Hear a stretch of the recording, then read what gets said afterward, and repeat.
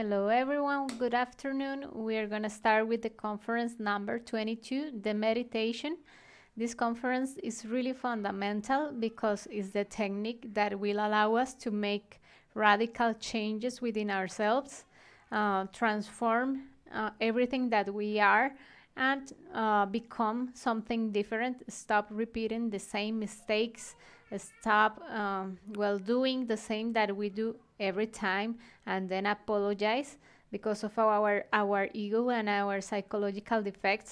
So it is really fundamental to know and apply this technique in every circumstance of our life to dissolve the mistakes that we carry within.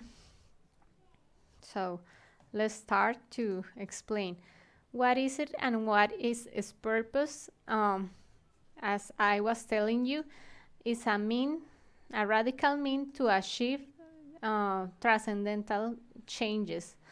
These are changes in the different and mistaken ways to be that we carry within ourselves, and it's a practice that we are going to apply and that will allow us to see our microcosmos layer by layer until we find the really minuscule and subtle details of our ego that we have inside of us.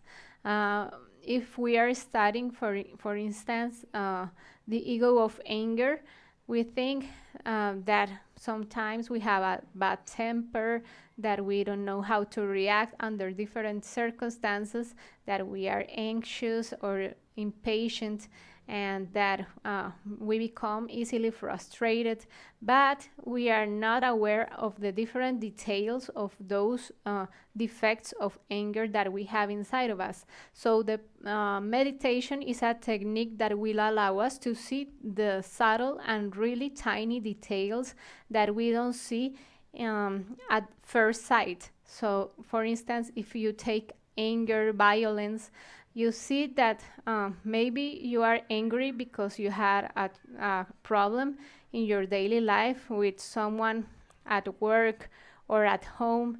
But if you study the roots of it, it's maybe because you have a defect of pride, that you don't like to be criticized, so it triggers your anger. So you are becoming able to see the tiny details that trigger those reactions, those manifestations of the defect of anger that you didn't perceive at first sight. Maybe you're studying the defects of jealousy, and you say, no, it's okay to be that way because I'm protecting my relationship and I am assuring that my couple is faithful to me. But for instance, you have a defect of insecurity, of feeling that you're not physically attractive enough to maintain that couple, so that it's a defect of vanity that triggers your jealousy. So that is the purpose of meditation, to discover the profound details, the tiny details that are beyond those psychological defects that you perceive and that are really big. But if you study them closely, you're going to perceive that they have causes, and those causes are really subtle, and you don't perceive them in the big picture. So you need to analyze, reflect. Why do you think this way? Why do you act this way? Why do I feel this way in this circumstance? And you're going to see the roots of your troubles, your difficulties, and your hard circumstances in life that are your tiny defects that are not perceived at once. So we have, first of all, to stop the self-deceiving. We can self-deceive ourselves when we think that we are doing something that is that has a purpose, and we think that we are okay with the intracendental meditations, that are different techniques to relax, to use our imagination, to relax our body. Those are different things. That is not transcendental meditation, because if you use your imagination, okay, imagination is a power that we have in order to direct consciously our imagination. Concentration also is a power that we have in order to do things with focus, to use our conscience, maintain the instant, and be ready to live the present without letting any emotion, mental distraction take us out from the present. But this is not meditation. We shouldn't confuse meditation with concentration, imagination, or relaxation, because those are different things. Meditation is when we do a practice to eliminate our ego, and we are going to attack those egos and eliminate them for good. We are going to banish those manifestations of anger, hate, lust, envy, pride, the different manifestations of those 7 causal sins, of what we call the 7 causal defects that we have in our psychology. And that is the purpose of a real meditation, to destroy the cause of our mistakes, that are the different egos that we carry within. So they distract from the objective of awakening the conscience, that those in transcendental meditations, because if we don't dissolve our ego, if we don't attack those manifestations of envy, pride, lust, vanity, all those defects that we carry in our inner world, we are going to keep repeating the same vicious cycles that we have in our life, the same tragedies, dramas, comedies that we repeat once and over again in our life, and we want to get out of them, but we don't know what is the key to get out of them. We think that with relaxing a little bit, imagine a beautiful landscape, we are going to get home and everything is going to be different. We are going to have a nice and harmonic relationship with our couple, with our kids, with our colleagues, with everything. Everything is going to be fine, and we are going to magically, be in peace with everyone. And that is not that way, because if you do a little bit of relaxation, you are going to free from a little bit from your stress. That's okay, but the cause of that is that you carry a defect of anger, a defect of violence, a defect of jealousy, a defect of vanity, of pride, of superiority in yourself, and that's why you are having problems with people around you, because you haven't eliminated that defect, and telepathically you are going to attract what you have inside of you. If you're vibrating all the time with feeling antipathy, feeling disliking, feeling towards people, that you have a defect of intolerance, that you are really irritable under circumstances of your daily life, well, you're going to attract the same kind of people and circumstances to your life. You're going to be all the time under stress, frustrated, shouting, yelling, screaming, because you haven't eliminated those defects. So the meditation is the technique that attacks directly those defects that you have inside, and that is going to keep you from repeating the same mistakes that you commit, and that bring you your different dramas, your different tragedies, those situations that you want to get out of, but you don't know how to do it. So there is something that is really profound that we need to work on, that is the love for the spiritual work. If you want to start an esoteric work, esoteric means that you're going to know your inner world, the real love for awakening your conscience and knowing what's inside of you. So the spiritual work is really different from fascinating for the things that you have in the external world. When you're all the time thinking about paying the bills, about uh, being the best at work, all the time thinking about purchasing material things, you're all the time in the external part, in the personality. But if you're worried about, well, eliminating those mistakes that you have inside, awakening your conscience, getting to know the different superior dimensions of nature that are in a higher level of conscience, not in this third dimension, but also in the astral dimension, and the mental dimension, the causal dimension.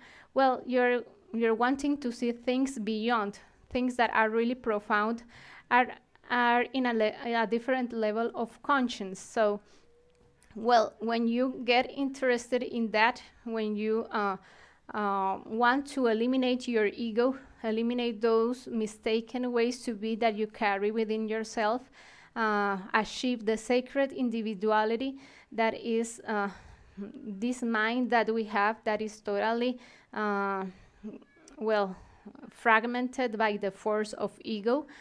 We have to unify it around the powers that we carry within, that are wisdom, justice, and love. So we are going to apply this technique that is begging to our divine mother to eliminate all those egos that we carry within. That is the technique of meditation. That is psychological death, what we call psychological death, because you're going to die. Well, something is going to die within you, but what we are going to kill within us is our ego, our beloved ego, that is wanting to achieve pleasure and going from pleasure to pain. And there is no equilibrium, that there is no conscience. The conscience is bottled up in our defects. So when we apply the psychological death, we are going to kill anger, lust, vanity, greed. All of that is going to die, and something new is going to be born. The faculty, powers, forces that we carry within ourselves, that is our spiritual force, our conscious will to do things that we never imagined that we could do. For instance, achieving the astral projection, getting to know this astral dimension, investigating and verifying everything that we hear about. We can do it in that astral dimension. So, well, the forces that we carry in our spiritual part are something much more valuable than what we find in our external world. And if we apply psychological death, the other part is the spiritual birth. What is going to be born? If our ego is going to be dead, our essences are going to be born with the spiritual birth, that is the sexual practice with a stable couple of the opposite sex. Well, a man and a woman are going to be united, are going to be practicing with fidelity, chastity, and love. We are going to do a spiritual connection in our sexual connection, that is not just using our partner to achieve pleasure with sexuality, but using our sexuality to create love, to create the superior existential bodies of our being. That is ascending the force of the fire of the Kundalini through our spinal cord and regenerating the physical body, vital body, creating the astral body, the mental body, the causal body, and uniting with our buddhic and atmic body. So the conditions are having fidelity, only one partner, man and woman, husband and wife, no more than that, because otherwise it's going to be adultery. Chastity is the valuing the sexual energy, our sexual creative energy. We are not going to do a sexual practice in which we are going to expel the sexual energy in ejaculation and orgasm. That is not going to be the purpose of the practice, but the practice is going to be the ascending of that sexual creative energy through our spinal cord, through a technique of inhalation, retention, and exhalation of the air. And we are going to direct consciously with our imagination the energy through our spinal cord. So that is chastity, not losing the sexual creative energy, or the enseminis, as you wish to call it. And the last of all, but not least, the sacrifice for humanity. That is the uninterested work that we do to give this knowledge to all mankind. We are going to share these tools that we have in order to awaken our conscience with all mankind, without distinction of social condition, social status, gender, all the conditions of our personality, nationality, our profession. There is no distinction. With all people that are in mankind, we are going to share these tools that we can apply in order to connect with our being and develop our spiritual force. This spiritual work that we are going to do in order to eliminate our ego and create the existential bodies for our being. This is the self-realization. The 100% of awakened conscience is the purpose. So that is the work flavor. When we meditate, we are going to feel that flavor. That is the taste of liberation, getting rid of that heavy and negative force of the ego and feeling that freedom in your inner world, that you're no longer limited, no longer dragged by the force of that heavy burden that is our ego, that you no longer carry that need of revenge, that violence, that hate that you carried within yourself, that you no longer feel that fire, that negative fire of adultery, of wanting to be lascivious, desiring other person that is not your couple, that negative and heavy burden of feeling greedy, of wanting to purchase unnecessary material things just to feeding that void inside of you, that is wanting to achieve more pleasure and feeling comfort and feeling wealth as the only purpose in life. So achieving the work flavor is liberating yourself from that burden that is your ego. And that is going to be achieved when you practice the meditation, because you are going to cut the chains that tie you to that anger, to that jealousy, to that pride, to that vanity, all those psychological defects that enslave you. You're going to be totally free from that. So that is the work flavor when you apply the meditation. But on the other side, there is the force of the personality. The force of the personality is going to keep you fascinated by just imitating what everyone does, using the same masks that everyone uses, being totally hypocritical, just wanting to achieve the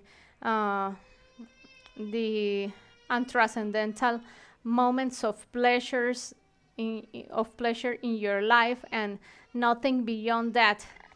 it's something that is really ephemeral. Having your moment of pleasure, just fitting with everyone, wanting to be liked by everyone, imitating what everyone does. If someone has a defect of showing up himself or herself in the social networks and showing his pictures or her pictures, and you feel that ego of vanity that you want to show your pictures and want to everyone to like you, to feel accepted, to feel recognized, to feel liked by everyone. Well, you have an ego of vanity, and if you're fighting to eliminate that, well, there is a negative force that is the personality that everyone is going to tell you, but why are you so boring? What do you do that? Why don't you do what everyone does? That is sharing those contents in the social network. That is totally normal. That is not. There is nothing wrong with that. If you are wanting to deny the ego of alcohol, that is totally destructive for the cells of your physical body, and you are wanting to cleanse from those negative forces that destroy your physical body, that is the temple of your energy. People are going to say, but it's totally normal to get drunk, to have once in a while to drink a little bit. Is totally normal. Don't be so boring. Don't be so rigid. And people are going to distract you. And if you want to everyone to like you, if you want to be courteous, to be accepted, to accept what everyone wants you to do, well, you are not going to be able to have an individual conscious will that is going to have the force and the strength to deny to the psychological defects that everyone is fitting by the force of personality. Those are the personality's toys. And when we become fascinated by those toys of the personality, wanting to fit, wanting to be part of the group, to be accepted, to be recognized, to do what everyone does, we are not going to have the force and the strength that we require in order to deny the forces of our ego. So it's really important to fight against those stereotypes and concepts of the personality that keeps everyone doing what we think is normal in all society, that people accept drugs and alcohol, so we need to accept them and destroy our physical body. That is the temple of our sexual creative energy and something that is sacred. So if we keep doing what everyone does according to the personality, we are no longer going to have the strength to fight against the chains of ego. And we need to rescue that strength in order to have a conscious will. So that is life flavor. If we saw in the image before, we had the work flavor, the work of liberation, the flavor of being free of our ego, that peace, internal peace, that connection with our being, that we can achieve a practice of astral projection, because we don't have that heavy burden that we carry within, that is our ego. So we liberate ourselves and we vibrate in a higher level of conscience, and it's going to give us the opportunity to have an conscious astral projection.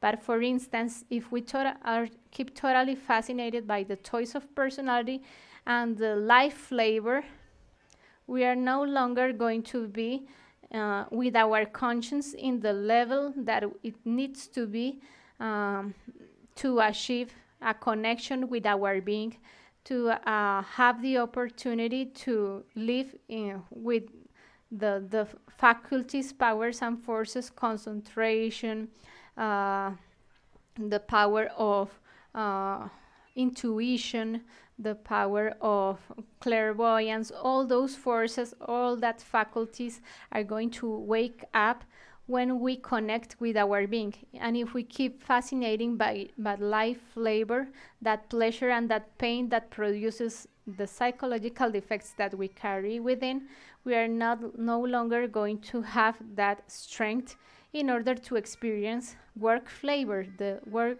flavor is the liberation flavor. Also, when we talk about meditation, there is something that is going to be an obstacle for achieving the practice of meditating, destroying our defects. That is the habit to blame others. For instance, if you're eliminating anger and you have had a discussion with your couple, you're analyzing, reflecting what did you do in order to have that collision, to have that negative relation with your couple. What did I do to trigger her anger, to have a discussion so strong like that? Maybe it was because I didn't like to be criticized. Maybe it's because I think he's too demanding, or he's too impositive, he's like tyrant with me. So I'm blaming the other person. And the purpose of meditation is taking a look at our own psychological defects. So if we criticize the other person, we are going to lose the faculty of self-observation. Self-observation is recognizing our own mistakes, judging our own defects, because we cannot change the defects of someone else. Someone different from us, other person has different psychological defects than us, but we cannot make someone change. That is totally not respecting the free will of another person. If someone forces us to do something that we don't want to, that is being tyrant. So we have to respect the free will, and if someone wants to go and make a mistake, he's entitled to do so. But we have the duty, and we have the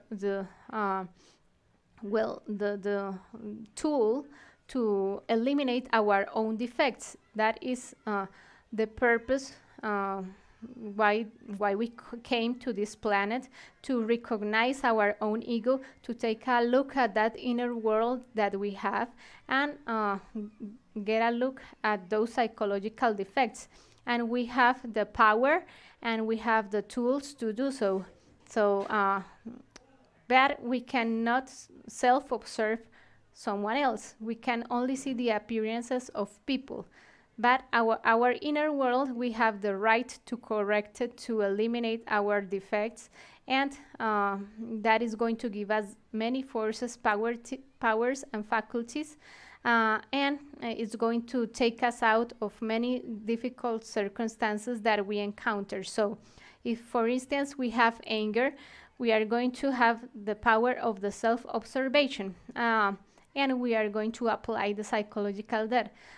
It turns out that I was irritable, I was frustrated with something that came up at work, and I overreacted, and I behaved in a wrong way with my couple, and that was what I did wrong. So I identified the defects of frustration, of impatient, not being able to get rid of that frustration and transmit it to the other person. I shouted, I yelled, I screamed to that person because of some negative thing that happened at work, and I encountered those defects that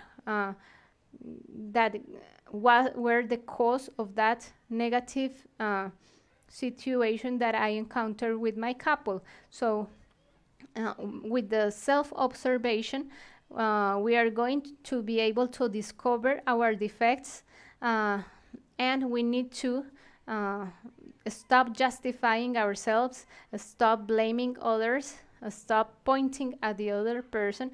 No, it was the fault of my couple because he didn't me. He didn't understand me because I was frustrated at work, and she should comfort me. She should treat me well.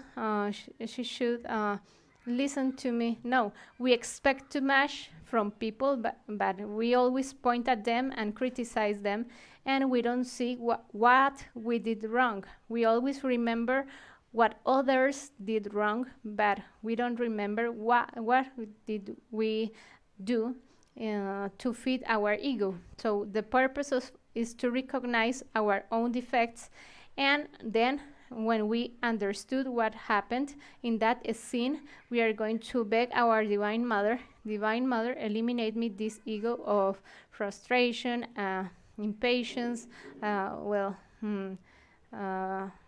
using that anger to explode with my couple instead of eliminating that before I collided with that person.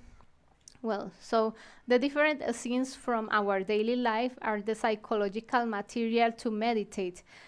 Meditation consists of remembering a scene from your life in which you have felt a psychological defect. For instance, take the couple discussion, that is a scene. First of all, we were walking and everything was fine, but then she mentioned, I don't know, a person from my past, and we got jealous and started fighting, and to evade the situation, I went to a tavern and started drinking, and well, then an accident occurred, and well, that was the scene. If you want to meditate, you should remember the scene and remember the defect that manifested in each moment of the scene. For instance, if you were fighting because you remember someone from your past, you remember, for instance, a boyfriend that you have before your actual relationship. So the defect of adultery, for instance, Divine Mother, eliminate me this ego of adultery, of just thinking about someone and remembering with idealization someone that is not my couple, and feeling nostalgic for remembering someone that is not my couple. In this scene, for instance, I eliminated the defect of alcoholism, and I no longer wanted to have as a solution the evasion of just destroying my physical body with this substance, but I eliminated my pride, my anger, and I went to my couple, to my wife or to my husband, and I talked with him and solved out the situation. So with those psychological defects eliminated, we are going to transcend the recurrence. For instance, there is no longer going to be, as a consequence, an accident that was going to happen because the defect of alcoholism, but is going to be solving out the problem of that relationship, and well, having an harmonic relationship again. That is the way that you can transcend any hard circumstance, any drama, any tragedy that you find in life. You have to change your destiny by the elimination of your ego. That is, when you apply the technique of the meditation, you need to, well, eliminate those defects in order to change the mechanical way that you face life. Change your attitude towards the events of life. So if you have a difficult circumstance, if you encounter a problem, you no longer have to suffer because of that, because that is the material for you to meditate. For instance, if you get fired from your job, well, and you say, I'm going to stop suffering because I got fired. I'm going to meditate. Why is it that it caused me so much suffering for being fired? And I'm going to see maybe the psychological defect of the attachment towards that that employee that I had, the psychological defect of feeling, well, frustrated, feeling inferior because I got fired, feeling a little bit ashamed because, oh, I was such a good worker. Why did I get fired? So I eliminate all those defects, and I am not longer going to feel suffering for that event. I'm going to be grateful because I learned something about it, and I profit that difficult circumstances in order to change something from myself. So those negative circumstances are not so negative because you're going to extract more wisdom and more love uh, with these the hard circumstances. They are hard for our ego, but for our conscience, they are profitable circumstances because they allow us to see our ego in action. So the steps of the practice of meditation are the following. First, you're going to find a quiet place, a place where you can be alone, doing the practice without being interrupted or distracted. You need to have a place and a time. Uh, this is a moment that no one is going to knock at my door and distract me from the practice. So I find the place and the time to do the practice of meditation. Then, when I am in this room, uh, ready to do the practice, I'm going to do this Belilin and magic circle. Belilin is a chant that we do, that is in the conference number 7, that is going to cleanse the place in which we are in. It's going to eliminate all the negative vibrations, all the negative energy, all the remains of energy that kept in the room when we fed a psychological defect. For instance, that in the room that I am in, I fought with my couple, and we discussed and yelled and screamed and throw each other things. Well, so there are remains of energy that keep there, that are energetical larvae. You get into that room and you're going to feel negative emotions. You're going to feel that you remember what happened, that you feel rancor towards your husband or wife because of that discussion. So you need to cleanse the environment with that chant of Belilin in order to eliminate the negative energy that got well attached to that room.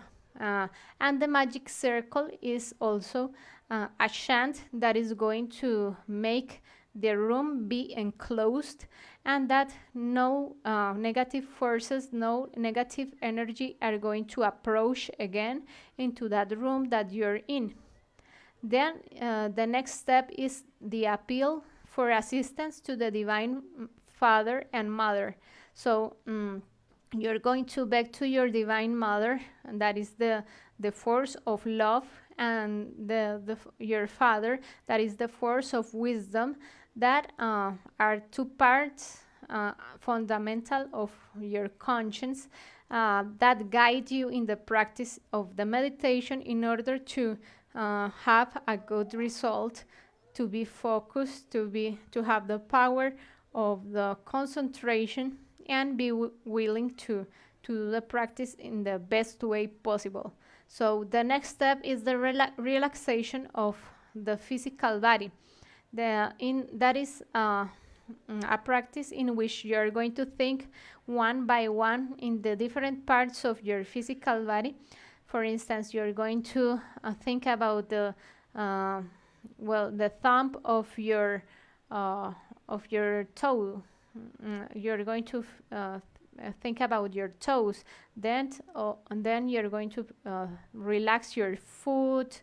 You're going to relax all your leg until the knee, all your leg until the hip, and then your left leg part by part. Then the right thumb, then all the fingers of your of your right hand, then all your arm until the elbow, all your arm until the shoulder, and then your right and your left arm. You're going to think one by one, really in a detailed way, about the parts of your body, and feel that they get relaxed, they get really numb, and you're going to feel that you no longer have a physical body. You're going to be really, really relaxed. All the parts of your body are going to be totally relaxed. In that moment, you're going to start the practice of the meditation. You're going to remember the scene that you are that you wish to meditate on. For instance, that you are thinking about the scene of lust, or the scene of adultery that you had in any moment of your life. It's a moment from the past. You can choose any moment. Also, you can meditate on a moment from your childhood as well. It hasn't got to be something that is really recent. You can also remember things from far away from your past. So you remember the scene. What happened when I was dumped by my boyfriend? Oh, I get really angry. I insulted that person. I felt rancor. I felt that I wanted to punch him. I felt that I wanted to cry and run and scream. And well, you remember everything that happened, everything that you felt, everything that you wanted to do, everything that you did, everything that you thought.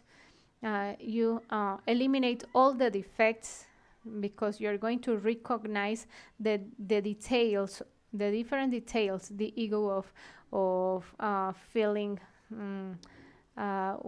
really sad, the ego of crying, of shouting, or yelling, screaming, and you're going to judge yourself critically. Was I truthful, fair, and was I acting according to my ego? Oh, I remember that wasn't fair to that person. I insulted that person. I embarrassed that person in public. So I eliminate that defect of revenge that harmed that person. And I beg to my Divine Mother, when I recognize the different defects that were in the scene, Divine Mother, eliminate me this ego that shouted, this ego that wanted to punch that person, this ego that wanted to take revenge, all those defects that you remember that participated in the scene. You're going to beg to your Divine Mother, that is the power of love, that has the right to eliminate all the egos, to eliminate that force of ego that manifested in that moment. And that is the practice of the meditation. You're going to feel that you get rid of that burden that is your ego, and you're going to feel that flavor of liberation. So there are different observations that is really important to have into account. Do not identify with the scene. That, for instance, that you are eliminating lust, and you start feeling, oh, but that person was really attractive. Oh, but so you identified with the defect of lust. So the intention is to eliminate that ego, not to feed that ego anymore. So not being identified. For instance, if you're eliminating anger, but you still feel angry with that person. Oh, but I wanted to just insult it. Oh, he deserved it. Oh, no justifications, not feeding the psychological defect. You have to be really focused in judging the defect, done accepting justifications, evasions, judging the other person. No, you're going to judge your own egos, and you're going to focus on that, not blaming others, putting yourself in the points of view of the others. How many times have I insulted another person? So why do I judge so much this person that insulted me. I have insulted people many times, and I recognized that I'm not so perfect as I thought I was, that it's not so bad that this person did this to me, and I shouldn't feel so bad because I have done that to to other people many times. Put yourself in the shoes of others. Maybe this person reacted this way because he had a really hard time at work. He has many occupations. He is really with his time totally busy. He has no moment to relax. So, oh, maybe I understand this person and I'm not going to judge him. So practice every time you have the chance. Uh, if you go to bed at night, try to remember what did you do that day, how many times did you fed your ego, how many times did you acted in a way that was totally unconscious, that was not truthful, just that was not fair. This is feeding this force of ego that is distracting me, that is distracting other people around me. So I'm going to remember what did I do today in order to identify if I have a sin, to meditate and eliminate all the defects. Do not lie down at bed at the end of your day just to sleep without reflecting the details of the day, because you're going to be able to know that your daily bread is going to be meditation.